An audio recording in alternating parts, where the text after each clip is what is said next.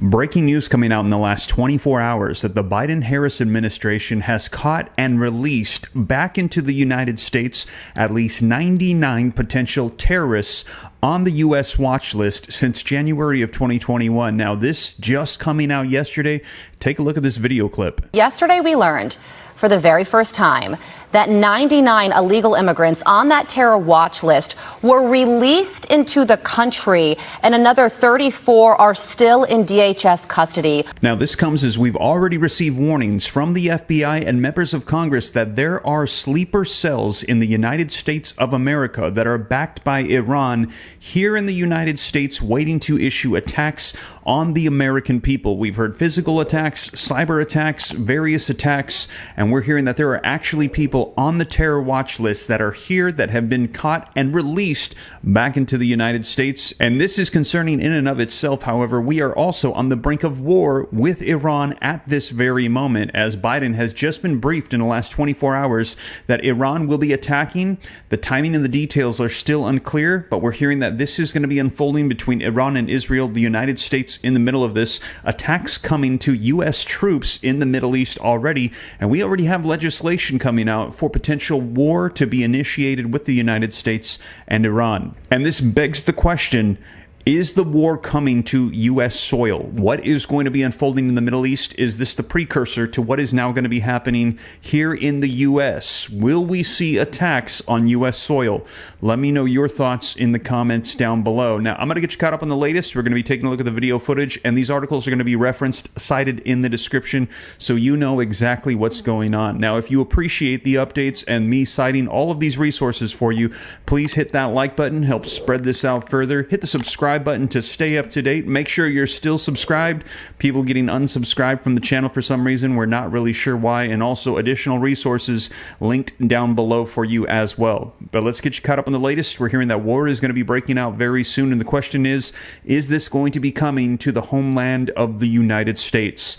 Let's take a look at the video footage and get you caught up on the latest. One of the biggest revelations when it comes to our southern border was revealed yesterday. We already knew that over 250 people on the FBI's terror watch list were caught at our southern border over the past 3 years under President Biden and Vice President Kamala Harris. But yesterday we learned for the very first time that 99 illegal immigrants on that terror watch list were released into the country, and another 34 are still in DHS custody.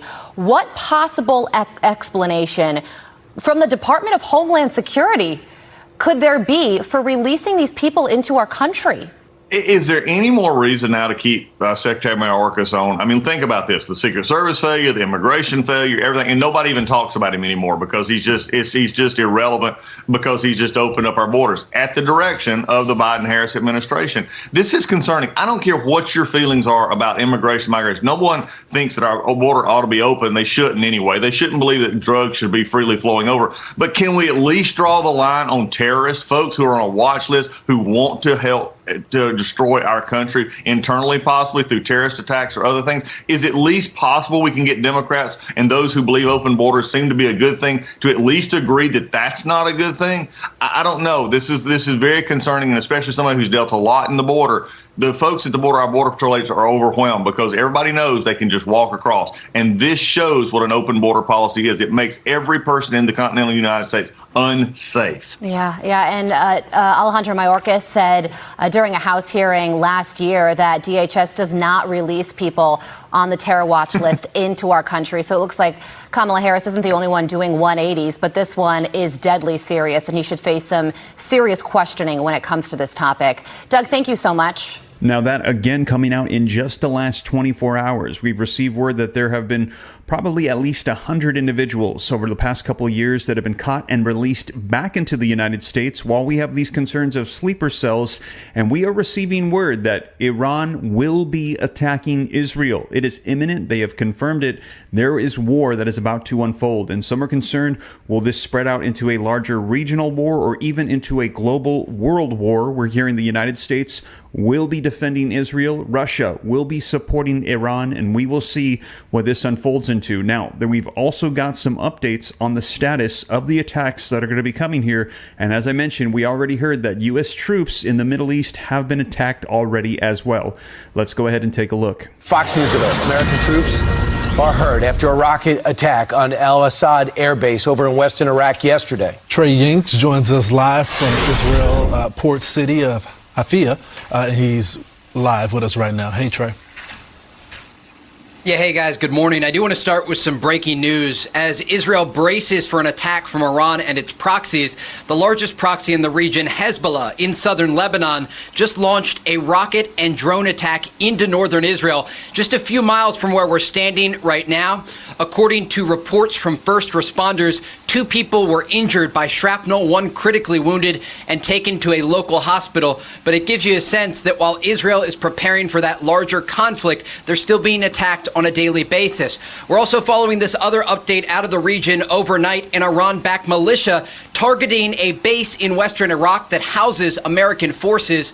Multiple U.S. service members were injured in that attack, again launched by a militia that's backed by Iran. The timing of that incident couldn't have occurred at a worse moment as tensions rise across the Middle East.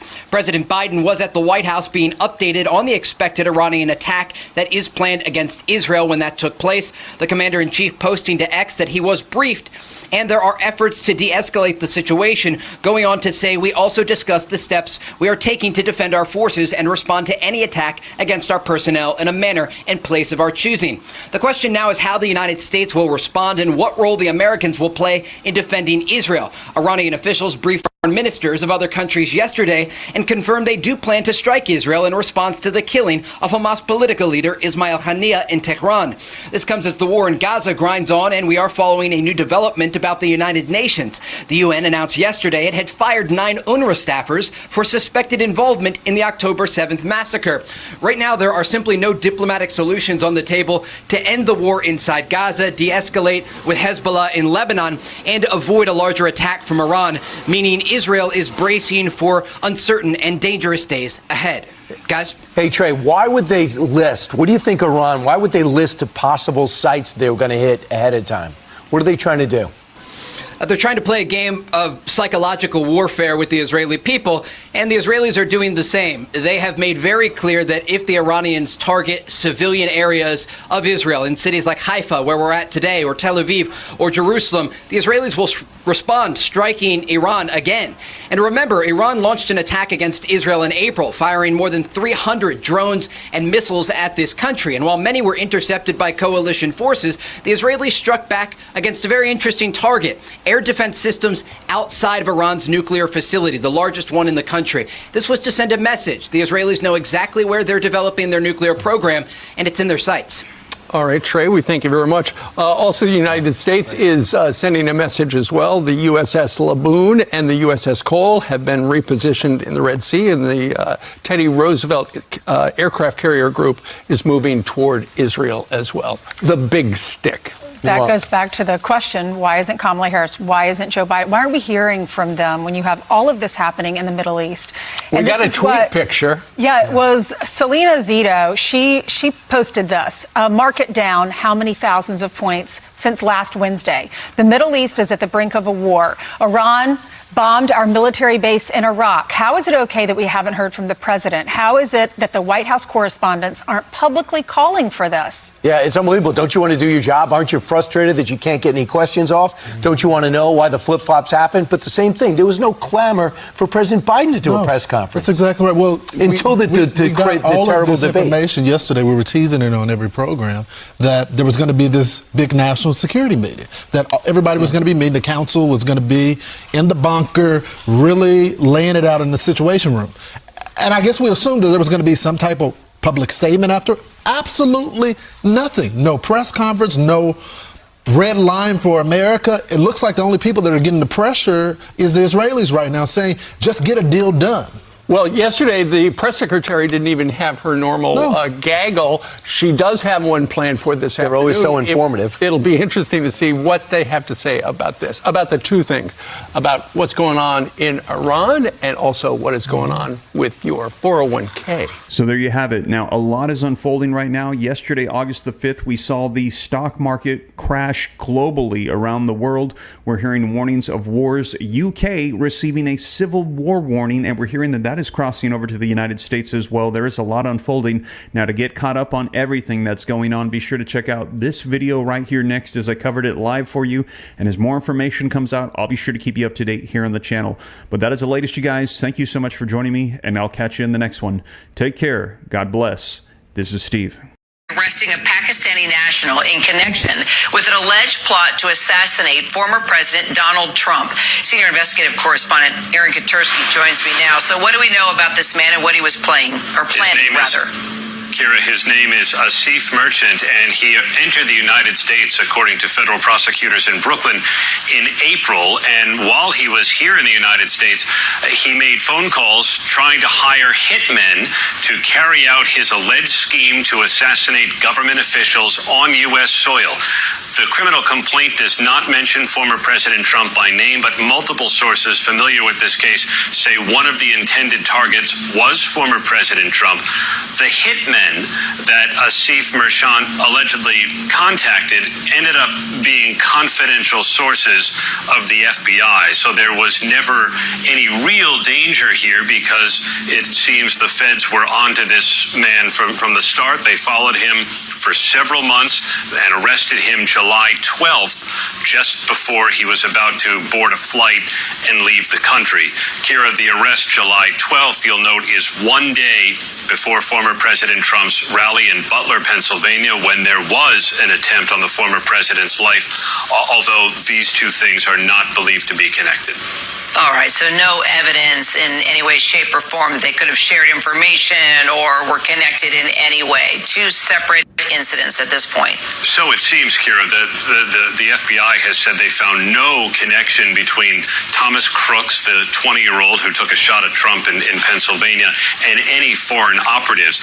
But we did learn, subsequent to the rally and the assassination attempt, that the Secret Service had made adjustments to the security plan for the rally because of a thinking that Iran did have this desire to go after former President Trump.